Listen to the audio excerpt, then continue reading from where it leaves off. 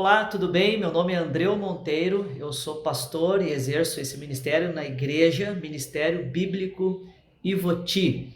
E nós estamos aqui reunidos mais uma vez para a nossa série Nisso Cremos.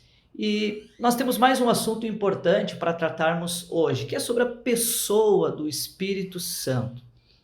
E nós já vimos um pouco nos outros vídeos da nossa série sobre a Trindade, sobre Cristo Jesus. E é importante nós compreendermos que o Espírito Santo, ele é uma pessoa da Trindade. Então nós podemos pensar num triângulo, você pode acompanhar no slide aqui. E nesse triângulo nós temos a pessoa do Pai, do Filho e do Espírito Santo. Os três, eles são plenamente divinos. Então esse é um conceito importante. Quando pensamos na pessoa do Espírito Santo, nós temos que entender que o Espírito Santo é divino. E essa relação trinitária de Deus Pai, Deus Filho e Deus Espírito Santo, existe um conceito importante aí que é a economia da Trindade. Quando nós pensamos na economia da Trindade, nós pensamos na dinâmica, como se administra as tarefas da Trindade. Então, quando nós falamos da economia da Trindade no plano da redenção, e a Bíblia nos conta a história do plano da redenção, nós vemos o Pai, o Filho e o Espírito Santo trabalhando na economia da Trindade para resgatar o homem do pecado. Então nós podemos pensar no plano de redenção que foi elaborado pelo Pai, nós podemos pensar que o Filho se fez carne e executou na cruz a redenção do homem. Agora o Espírito Santo, ele vem a nós e aplica no nosso coração a salvação. Ele aplica aquilo que foi planejado e aquilo que foi executado na cruz. Agora nós temos vida e vida espiritual e transformações profundas no nosso coração pela pessoa do Espírito Santo. Tá bom?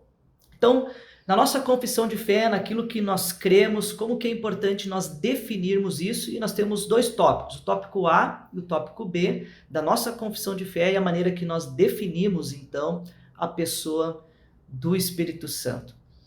Então, acompanhe comigo e eu quero rapidamente ler com vocês um texto importante no capítulo 16 do Evangelho de João. Esse capítulo ele é muito importante quando nós pensamos na pessoa do Espírito Santo. Mas eu quero ler um versículo com vocês agora e depois nós leremos outro. Capítulo 16 de João, versículo 7, 8, diz assim: Mas eu vos digo a verdade, convém que eu vá, porque se eu não for, o Consolador não virá para vós outros. Se, porém, eu for, eu vô-lo enviarei. Quando ele vier, que é o Espírito Santo, convencerá o homem, ou convencerá o mundo do pecado, da justiça e do juízo. Que texto fantástico aqui. Jesus está instruindo os seus discípulos. Jesus está prestes a ter a sua ascensão, a ir para o céu, a morrer na cruz e depois ascender aos céus. E ele está dando as últimas instruções para os seus discípulos e já falando do Consolador e do Espírito Santo que ele enviaria. Então nós temos aí na nossa confissão de fé algo bem importante, que diz assim: cremos que o Espírito Santo é uma pessoa, ele é uma pessoa da Trindade. Então vejam que Jesus está indo e ele está dizendo que vai enviar o Espírito Santo. São pessoas distintas. Cremos que o Espírito Santo é uma pessoa, distinta do Pai, distinta do Filho, mas é uma pessoa divina, que convence, nós temos aí circulado em laranja, você pode acompanhar, convence o mundo do pecado, da justiça e do juízo. É o que nós lemos no texto bíblico, são as palavras de Jesus que estão registradas aqui. E ele é o agente sobrenatural na regeneração. Então vejam o que eu falei antes, né? O Pai planejando, o Filho se encarnando, indo na cruz, executando e o Espírito Santo aplicando. Ele aplicou a salvação a nós. Nós estávamos mortos e ele nos deu vida, ele nos regenerou. Também, aí sublinhado em laranja, batizando todos os crentes no corpo de Cristo. Então o Espírito Santo, ele nos batizou no corpo, ou seja, a palavra baptizo no grego significa colocar dentro, imergir. O Espírito Santo, por uma obra poderosa, nos deu nova vida E o Espírito Santo também agora nos imergiu, nos colocou dentro do corpo de Cristo. Nós fazemos parte do corpo de Cristo, porque o Espírito Santo nos imergiu. Então todo crente, ele é batizado no corpo de Cristo, imergido, no momento em que recebe a Cristo como Salvador. Então o batismo no Espírito Santo é o ato de o Espírito nos batizar no corpo, nos inserir no corpo de Cristo no momento da salvação, que acontece a fé, o arrependimento, o novo nascimento. Ali nós fomos imergidos no corpo de Cristo. Muitos acreditam que o batismo no Espírito Santo é uma segunda experiência mística, que tem que falar em línguas. Ao que tudo indica, as Escrituras não nos dá a entender isso, mas nos apresenta que o batismo no Espírito Santo é quando nós somos inseridos no corpo de Cristo. E segue então a parte A da nossa confissão, dizendo que ele passa a habitar, habitando neles e selando-os até o dia da redenção. Que bênção! Nós sabemos que desde o momento que nós nos convertemos, isso já aconteceu por obra do Espírito e ele continua habitando no nosso coração.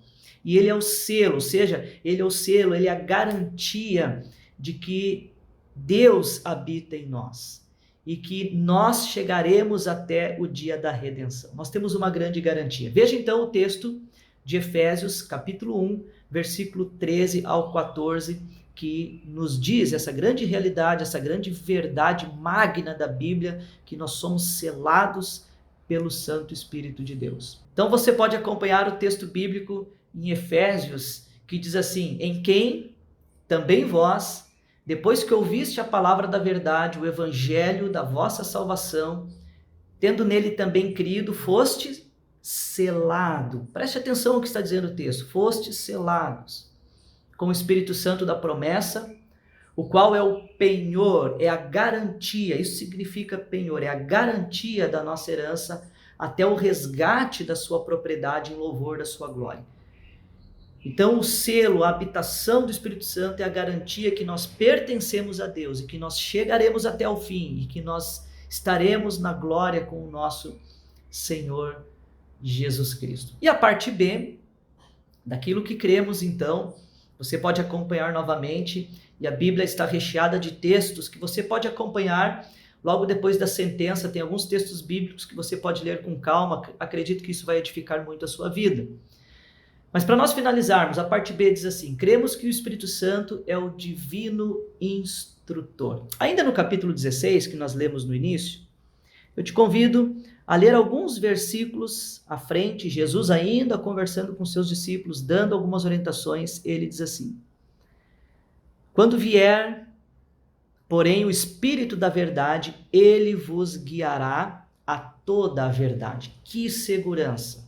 Nós não estamos tateando no escuro, tentando descobrir a verdade ou estarmos firmes numa verdade que nós temos que descobrir pelas nossas próprias capacidades, mas é o Espírito Santo que é o grande instrutor. Por isso que diz que nós cremos que o Espírito Santo é o divino instrutor, está em laranja. E esse instrutor que habita em cada crente, para quê? Para iluminar a mente de cada crente. Então, quando nós olhamos para a Escritura, para as coisas de Deus, nós temos esclarecimento, nós temos a iluminação do Espírito Santo. E assim nós somos guiados por esse instrutor a partir das verdades das quais nós somos iluminados para compreender. Então nós somos guiados em toda a verdade. E segue a nossa confissão dizendo: e dar-lhe força no testemunho, no serviço e para viver uma vida separada e santificada. Veja que eu grifei em azul, porque primeiro ele é um grande instrutor e agora também ele nos fortalece para fazermos as coisas corretas. Tem a ver com as atitudes, com as práticas. Nós vamos testemunhar, nós vamos servir e nós vamos viver uma vida separada de santificação, e isso também é obra do Espírito Santo. Isso não é mérito nosso. Quando nós vamos sendo mais parecidos com Cristo, o caráter de Cristo vai sendo moldado em nossas vidas. Isso é obra do Espírito de Deus em nossas vidas, que está apontando para Cristo à medida que ele vai nos moldando, visto que a glória sempre será do nosso Senhor e Salvador Jesus Cristo. Amém? Encerra dizendo que, e que é o privilégio e a responsabilidade de todos os crentes serem cheios do Espírito Santo. Então é um privilégio nós sermos cheios e é uma responsabilidade também. Quando Paulo fala isso lá em Efésios capítulo 5, versículo 18, esse enchimento não é uma experiência mística, mas esse enchimento é um relacionamento mais profundo em oração, em leitura da Bíblia, em obediência, em comunhão com o corpo de Cristo. Aí nós vamos sendo mais cheios do Espírito Santo. Isso tem a ver com um relacionamento e não com uma experiência mística propriamente dita. Meus irmãos, assim, nós então falamos de mais um ponto hoje a respeito daquilo que nós cremos, a pessoa do Espírito Santo e sua ação. Ficou claro que o Espírito Santo é uma pessoa distinta da Trindade, o Espírito Santo é divino, o Espírito Santo trabalha no plano de redenção, aplicando a salvação em nossos corações, nos guiando, transformando nossas vidas, para que possamos ter uma caminhada fiel e perseverante até o fim, até a vinda do nosso Senhor Jesus Cristo. Amém? Que Deus abençoe grandemente a sua vida e eu espero que essas verdades a respeito do Espírito Santo possa trazer grande encorajamento para a sua vida. Que Deus te abençoe e até o nosso próximo tópico da nossa série Nisto Cremos.